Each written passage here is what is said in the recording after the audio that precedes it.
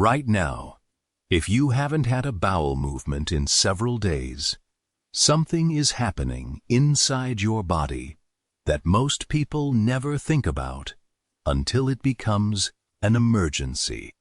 Tonight, I'll show you exactly what's happening inside your gut and when it stops being normal and starts being dangerous. Normally, your colon absorbs water from digested food as it passes through, forming stool, and moves it along through rhythmic contractions called peristalsis. When that movement slows, stool sits in the colon longer, and your colon keeps pulling water out of it. The longer it sits, the harder and drier it becomes. A day or two is usually just uncomfortable. Past 3 or 4 days, the situation starts to change. The colon keeps stretching, and nerves in the colon wall begin signaling pressure and discomfort. This is when bloating and appetite loss often begin. If stool remains too long, it can harden into a mass too solid to pass normally, a condition called fecal impaction.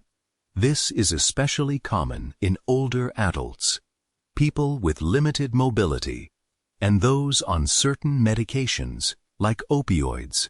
Once impacted, the body sometimes pushes liquid stool around the blockage, which can look like diarrhea, even though severe constipation is the actual cause.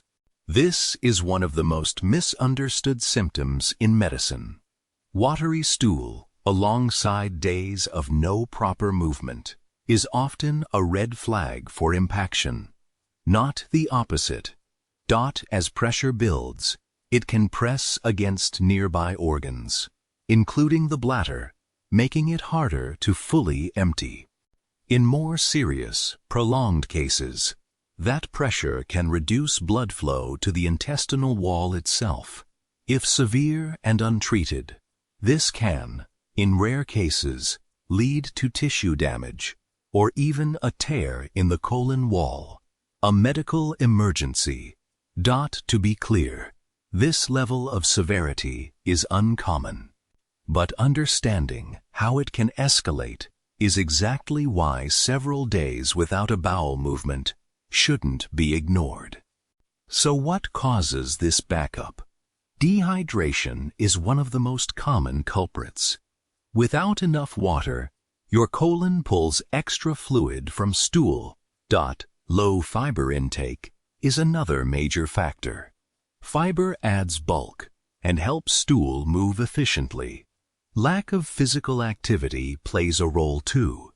Movement stimulates the natural contractions that keep things moving. Certain medications are common culprits as well, particularly opioids, some antidepressants, iron supplements, and certain blood pressure medications. Ignoring the urge to go, something many people do out of convenience, trains the body to suppress that signal over time, worsening constipation. Don't ignore the urge to go.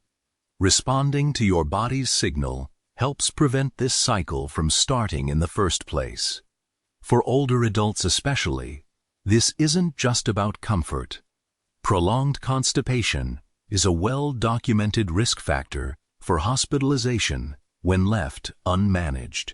Your body is telling you something well before day 3 or 4.